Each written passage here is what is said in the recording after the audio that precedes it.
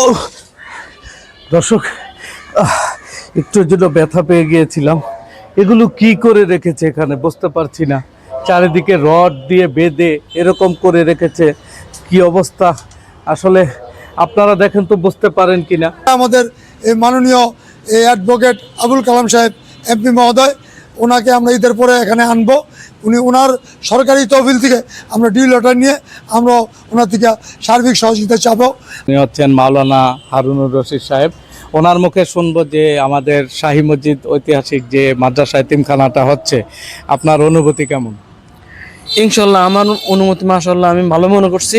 এটা ভবিষ্যতে দারুল হাদিস পর্যন্ত পুষবে এবং এই প্রতিষ্ঠানে যারা পড়ালেখা করবে, যে সমস্ত ছাত্ররা পড়ালেখা করবে, তারা ভবিষ্যতে আলেমী দিন হয়ে দেশের এবং দশের খেদমত করবে ইনশাল্লাহ।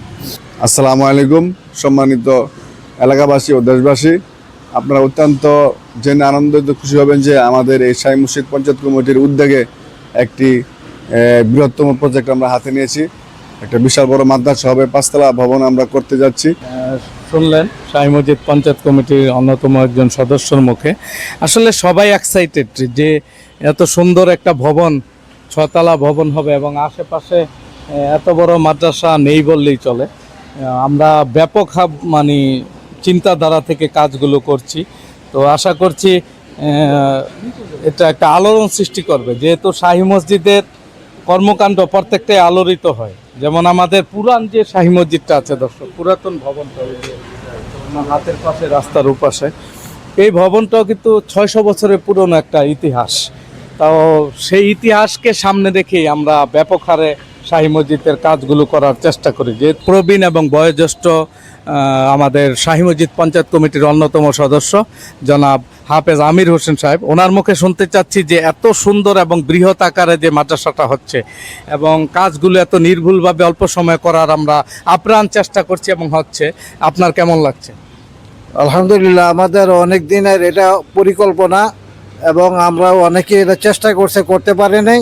ইনশাল্লাহ বর্তমানে আমাদের যে কমিশনার সাহেব হাজী আব্দুল হান্নান সরকার সাহেব, ওনার নেতৃত্বে আমাদের পঞ্চায়েত কমিটির সহযোগিতায় আমরা সবাই মিলেমিশে ইনশাল্লাহ এই কাজের মধ্যে আমরা সহযোগিতা করতেছি এবং সবাই মিলেমিশেই করতেছি এবং আমরা অত্যন্ত আনন্দিত।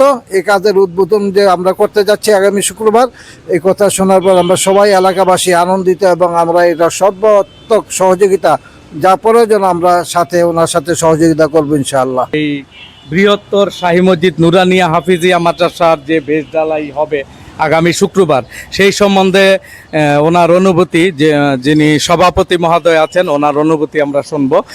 উনি হচ্ছেন সাবেক কাউন্সিলর, আমাদের 21 নং ওয়ার্ডের অত্যন্ত জনপ্রিয় কাউন্সিলর জনাব আব্দুল হান্নান সরকার। আসসালামু আলাইকুম।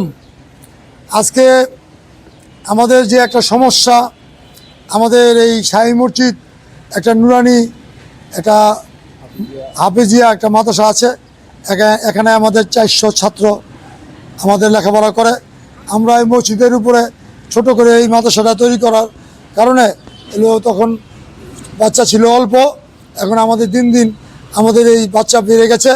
আমাদের মসজিদে 2 তলায় 3 তলায় আমাদের জায়গা হয় না, আমাদের মুসলিমরা কষ্ট করছে। এই জন্য পঞ্চায়েত কমিটির সকলে মিলে এলাকাবাসীর সকলের সহযোগিতায় আমরা একটা 5 তলা ভবন বিএসআরএম রড দিয়ে বিভিন্ন দান এবং মাদ্রাসার তহবিল থেকে আমরা কাজ উদ্বোধন করতে যাচ্ছি। আগামী শুক্রবার দিন আমরা ঢালাই দিব। তারপরে আমরা পঞ্চায়েত কমিটি সকলে এই কাজটা উদ্বোধন করব। এরপরে আমাদের এই মাননীয় অ্যাডভোকেট আবুল কালাম সাহেব এমপি মহোদয়, ওনাকে আমরা ঈদের পরে এখানে আনবো।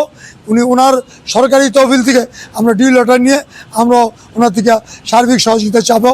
আমরা ইনশাল্লাহ এই 5 তলা ভবনের যখন আমরা হয়ে যাবে শাহী মসজিদের, আমার মনে হয় এই মাদ্রাসায় 1000 ছাত্র হবে। এলাকার মানুষ কোরআনের আওয়াজ পাবে, কোরআনের পাখিরা এখানে কোরআন শিখবে, সারা বাংলাদেশ ছড়িয়ে ছিটে যাবে, আমাদের সকলেরই সব হবে। আমরা সকলে মুক্ত হস্তে এই মাদ্রাসার জন্য দান করব। এটা আমার কোনো ব্যক্তিগত কিছু না, উদ্যোগ আপনাদের আমরা এই খাদেম হিসাবে কাজ করছি, সকলের সহযোগিতা চাই এবং এই এলাকার সহযোগিতা এবং পার্শ্ববর্তী এলাকার নারায়ণগঞ্জের বাইরেও, ঢাকার বাইরেও, বাংলাদেশের সব জায়গাতে সহযোগিতা আসলেও আমরা এটা গ্রহণ করে নিব বিনয়ের সাথে। ধন্যবাদ সবাইকে। এই কাজটা সবাই দোয়া করবেন, আমরা যেন দ্রুত তাড়াতাড়ি 5 তলা ভবন করতে পারি। আসসালামু আলাইকুম। শুনলেন আমাদের সভাপতি মহোদয়ের মুখ থেকে। তো দর্শক, যেহেতু ঐতিহাসিক মসজিদ, কাজটা ঐতিহাসিকভাবেই হবে ইনশাল্লাহ।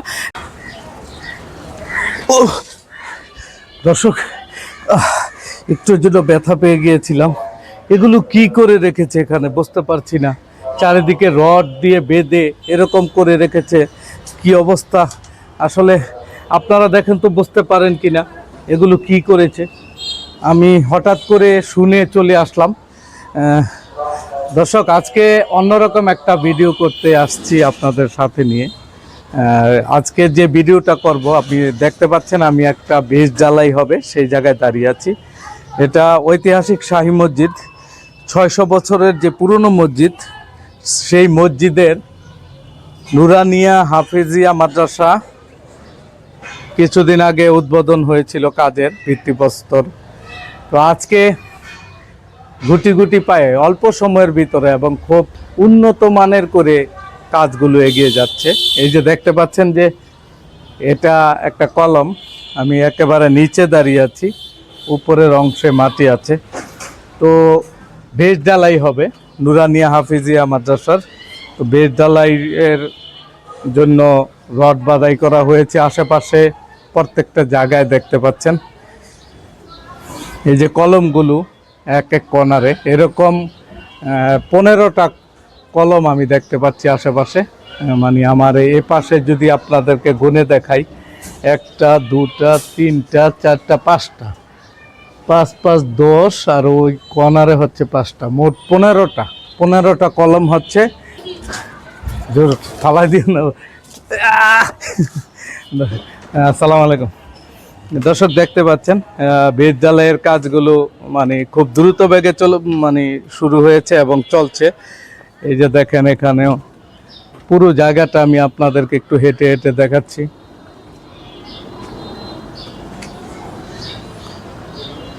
খুব সুন্দর করে নিখুঁতভাবে চেষ্টা করছে যে পঞ্চায়েত কমিটির সদস্যরা কাজগুলো উন্নত মানের করে দিতে।